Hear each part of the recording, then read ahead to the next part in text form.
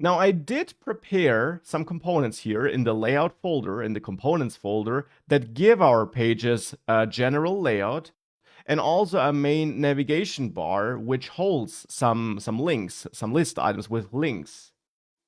We just need to use that. Now this layout component is built such that we can wrap it around other components so that we can wrap it around other content that should be framed by that layout. Because layout, this component, uses props children to take what's between the opening and closing layout tags and wrap this component around that content. That means that we can, for example, go to the starting page, so index.js in the pages folder, and we can wrap meetup list with layout. Now for this, we also need to import layout, of course. So we import layout from going up, components, layout. We can add this import. And once this import was added, we can wrap layout around meetup list like this. And if we do that and save this, we get an error that link is not defined. Now we get this error because in that main navigation component, I'm using the link component, but I'm not importing it. Deliberately, because I wanted to do this together with you again, we learned about this link component and we import it from next/link, and that allows us to create those links.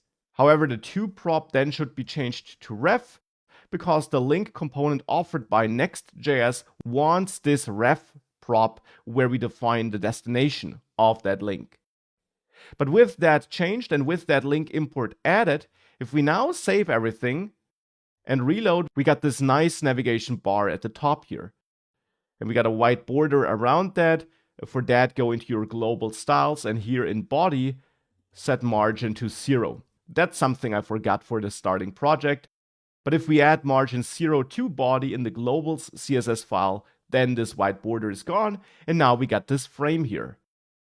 And now we can also click all meetups to go to this starting page, and click add new meetup to go to this page. On this page, we are of course still missing the layout though. We only have it on the starting page.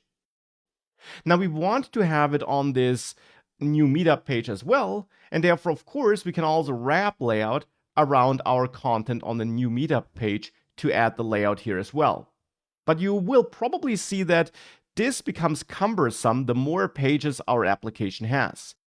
If we have an application with dozens or maybe hundreds of pages, wrapping our general layout around all the page contents, so going into all the page components to then wrap layout around the content, that becomes cumbersome. And that's now where this _app.js file becomes important. This is a special file, which exists in this pages folder out of the box, and which you could create on your own as well if it doesn't exist, and which should contain content like this. This is kind of your root component. This myapp component, which is defined in there, and that is just a regular React component in the end, this special component acts as the root component Next.js will render. It receives props and uses object destructuring here to pull information out of the props. And the information it pulls out there is a component prop and a page props prop. These props are passed into this myapp component automatically by Next.js, since Next.js is the thing using that specific component. And component is a prop that holds the actual page content that should be rendered, so it will be different whenever we switch a page. And page props are specific props our pages might be getting. And at the moment, our pages are not getting any props at all, because at the moment, we have no source that would provide such props. But that is something we're going to change. But with that, we now know that component here in this _app.js file will in the end be the actual page content of our different pages. And it will change whenever we navigate from page A to page B.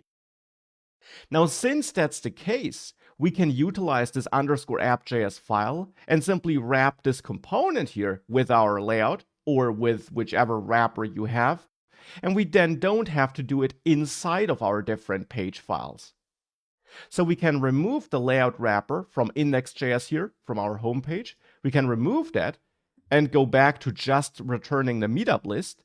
and remove the layout import here, and instead go to _app.js, and then here we import layout from going up one level, diving into components, layout, and then pointing at the layout file. And we now wrap this component here with the layout component. And that means that our different page contents will be wrapped with this layout component. And hence, if we now save all files with all those changes, now on the new meetup page, we also got this layout applied. We got the navigation bar, we got the extra styling, which ensures that the page content does not take the entire width. And hence, now on all the pages, we got this layout. And we don't need to wrap it around the different page contents inside of the different page files. And of course, that therefore is the way more maintainable and convenient approach of applying general components to our application. So whenever you have some component or some setting that affects all your pages, you can utilize this _app.js file to easily add that without diving into dozens of files individually.